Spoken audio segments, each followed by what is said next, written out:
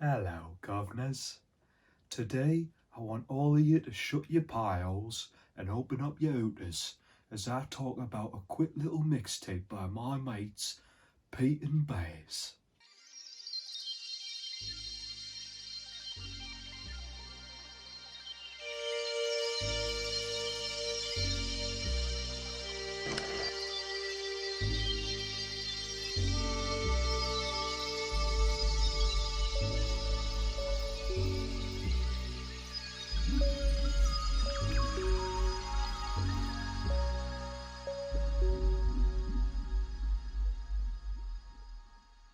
Pete and Bas are a hip-hop duo hailing from London and have been creating some circulating hype on YouTube over the last couple of years, but have been predominantly getting very popular, not just because of this release of the mixtape, but through the last few singles that they've been releasing, the plugged in that they've done with Fume, as well as the song that they released with M24 called The Old Estate, and that was the song that I discovered them with. And of course, I kind of have to bring attention to the white elephant in the room if you aren't aware of Pete and Bas, because these guys, like I say, are rappers and they are in the 70s.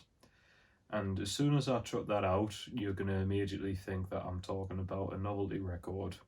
And I'll put my hands up and say that when I was about to listen to Pete and Bas, knowing about the age of these guys, that I did assume it was going to be some sort of novelty comedy rap or something like that. This is where I should have really been kicking myself, because as a person who really enjoys embracing and finding all of these diverse different musicians, whether it be the gender, the sex, ethnic, or whatever background that they come from, I think it's important to highlight anyone who might be coming from a minority.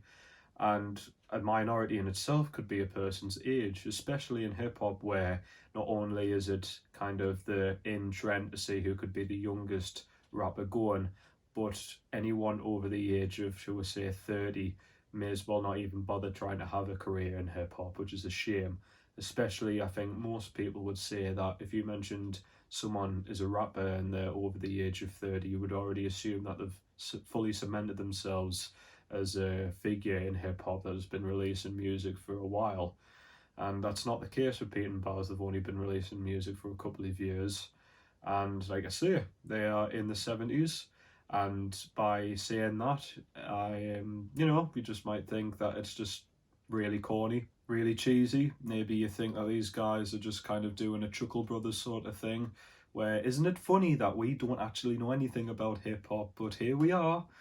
No, it's a wonderful surprise and is one of the nicest surprises I've had in my journey of listening to music, I think, ever, when not only did I get a surprise that Pete and Bas are not just novelty, but they're probably one of the better UK rappers and drillers going on at the moment. There's another thing which I'll have to quickly address, which there's a lot of circulating rumours about. There's ghostwriters that exist, or even that it's not even their voices at all, and it's kind of like a Milli Vanilli sort of thing where other vocalists are actually doing their rapping, and the people who actually are Pete and Bas are just kind of miming it. And I don't know, I don't know if it's true or not, but I think it's important to forget about that, because not only is there God knows how many ghostwriters out there who have announced that they've written for many of our most beloved rappers, but at the same time, I don't really care. Is the quality of the music good or not? And it is. It's not got a collection of their best material, but I still say this is worth a listen. And I would even go as far as to say is, if you just put this on and you didn't tell anyone about who Pete and Bas are, I would really be surprised if anyone kind of stood in their tracks and went, there's something off about this. I think most people would let it slide and think, hey, this is pretty good UK hip-hop drill sort of music. So what are my favourite tracks on this? Well, I've always particularly liked the tracks that Pete and Bas have done, which have been the bangers. And that's been like 99% of the releases so far. And there isn't actually that many, so much what I would call bangers on this mixtape. It's definitely something where they've clearly attempted to do something a bit more poppier a bit more catchier. I'd say that they have more stickier melodies and hooks on these tracks, and particularly about the verses that Pete and Bas interchange with, they're not as lyrically deep as they usually are that I found on other tracks that they've done previously. But that isn't to say it's anything bad. The tracks that I think are bangers are, for example, the sort of single they've released called Bermondsey, which I absolutely love. This track is almost, if you're quite familiar with the genre, weightless, which is basically where it's kind of grime, but it's extremely minimal, and usually there's a very predominant vocalist going on throughout the track, and there's very spare beats that are going on throughout the track as well, but that's just what kind of gives it an even more cold and grimier sound, and this track is really much like that.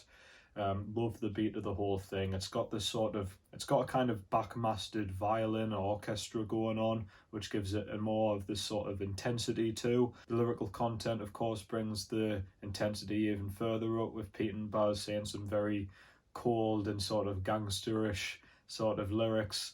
Pete really shines on this track, in my opinion, where his second verse is about all of the previous times that he's had throughout his life, fighting people in different areas in London. Some of them are quite funny, but I especially like lyrics such as Charlie Chaplin, I bashed his head in with a walking stick, Silent Movie, Don't Talk or I'll Snatch Your Lips. There's just so many. I mean, this is just this one track, but throughout the whole thing, there's just so many lyrical gems on this mixtape.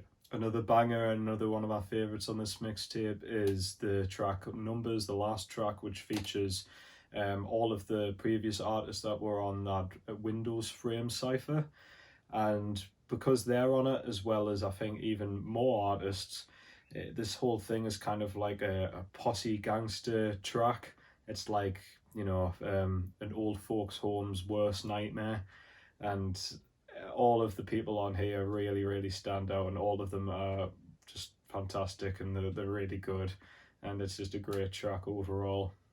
But like I say, there's other tracks on here which are definitely a bit more poppy and more easily appealing to a wider variety of audiences.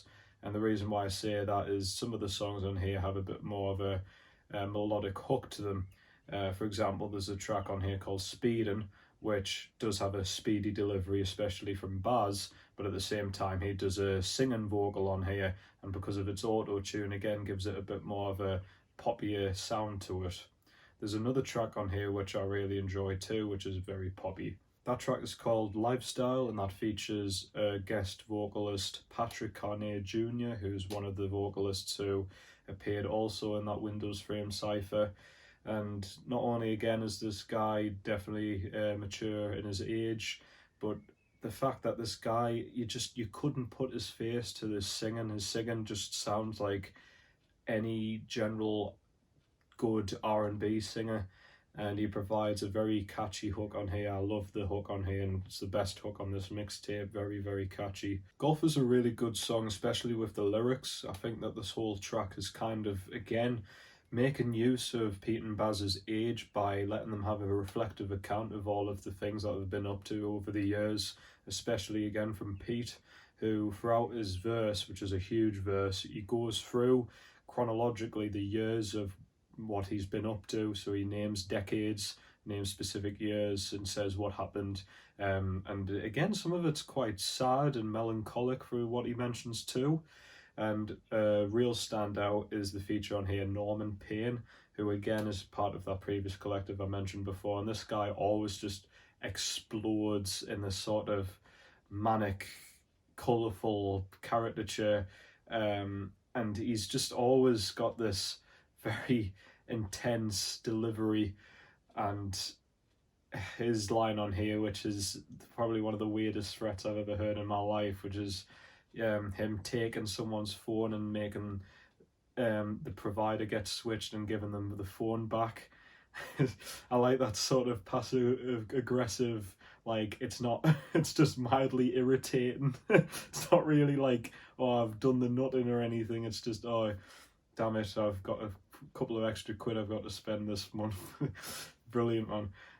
And him as well, not only with this line, but he later on has very macabre lyrics, especially detailing his mental health issues, which is again quite surprising, but very attention grabbing. The last feature I have to shout out is a person who's on the song Dash, and sadly I can't even say this person's name because for some reason they're not currently featured on the track listings, at least from where I've looked.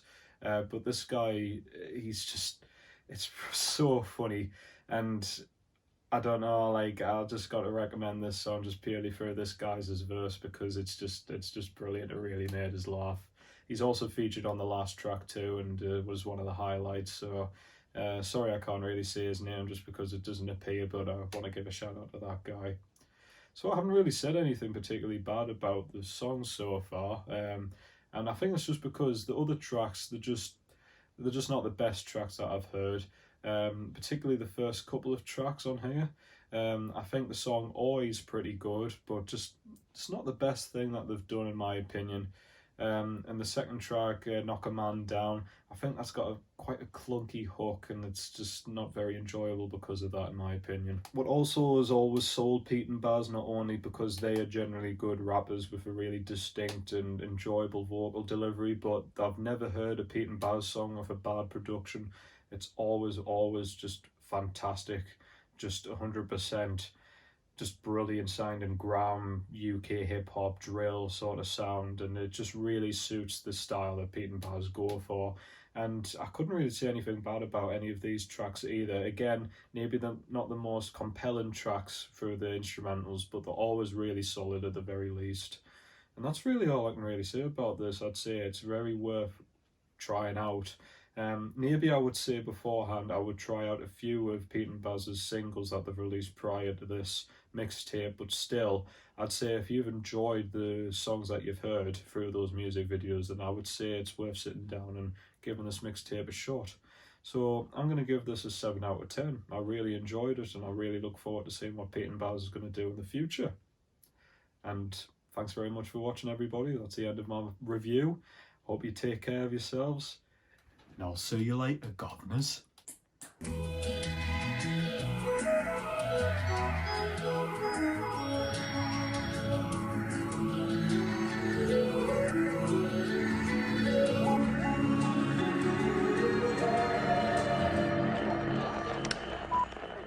Thanks for listening.